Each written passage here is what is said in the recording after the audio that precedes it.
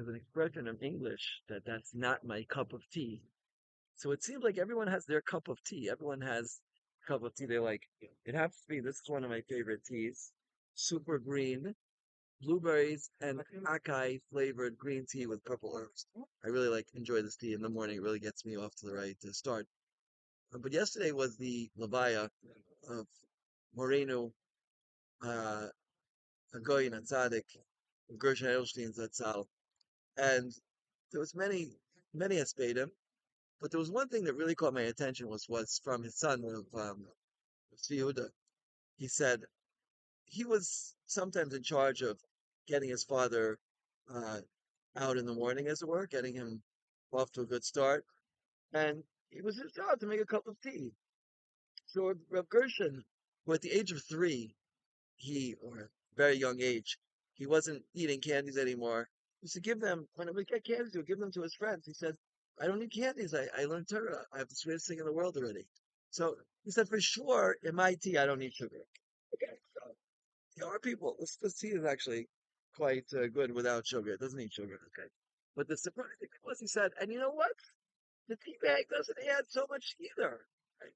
So, um, for Gershon Edelstein's cup of tea was just a cup of hot water. There was someone giving out water at the Levi yesterday doing a great chesed in the hot heat of Bnei Brak, giving out water. And I thought this to myself, you probably didn't need the heat either. Probably just a cup of water was Rav Gershon's cup of tea. This might seem like a high madriga to us, and it is. But there's something to this concept that a person doesn't need anything in the world except the Torah. It's the sweetest thing. To know that there are people like that, especially we're not far from the entrance of Shuas, we just went through the entrance of Shuas, that's Kabbalah Satira. The Iker, the principal element of Kabbalah Satira is the Masika Satira, the sweetness of Torah. When you taste the sweetness of Torah, then you don't need sugar and you don't need the tea. Uh, you might not even need the heat of the water. You don't need anything. It's so geschmack. Yeah, as Rav Aaron Cutler's Talmidim would try to get him to say to say the word Torah. Because when he said the word Torah, he was in seventh heaven. So for Gershon Edelstein, Torah was like being in Olam Haba Mamish. That was Torah for Gershon. So this is something we can all take out, right? As we enjoy our cup of tea in the morning, and you should enjoy your cup of tea, and especially if it gives you energy to serve a Kadosh Baruch Hu, it gives you a little bit of caffeine and a little bit of heat. Right? We should.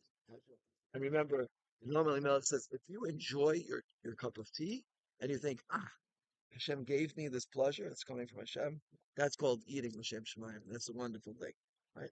But as we enjoy our cup of tea in the morning, remember, there was once a Yid, there was once a Gadol in this world, Gershon Edelstein, who didn't need the tea bag, and he didn't need the sugar, he didn't need the milk, and he didn't even probably need the hot water, right? All he needed was the Torah. All he needed was the Torah. And as we think that, we should, on one hand, feel a loss, feel the great loss that we sustained with the passing of Gershon Edelstein, but the other time realize that now, as the Gadol has left this world, right, as Chazal tell us, when the Gadol leave this world, his midas are algal, right?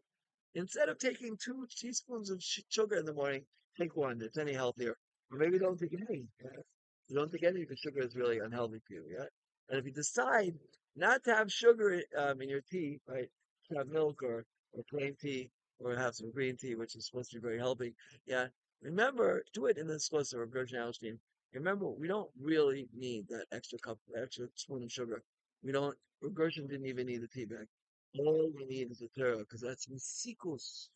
It's the greatest sweetness. When we make the bracha every morning of Harivna, think about how sweet the Torah is, and think about what a wonderful gift we've been given, the Torah. Right? Matan Torah, so, Torah is a gift. It's the most precious thing in the world. It's more precious than Kesef Zav, right? It's the most precious commodity that exists on planet Earth, and it cannot be put into any form of money or quantification, right? But the main thing about the Torah is the Mesikas Torah. And Gershon should have Nachas Ruach and Shemayim. And if you take on just a little bit, a cup of tea in the morning, a little bit less sugar, right? Or whatever it is, whatever it might be, then You're already considered a Talmud of Gershon. We should always offer to his Talmidim and give true Nachas Ruach to his Neshama and to the Borei Olam. Amen. Came to your son.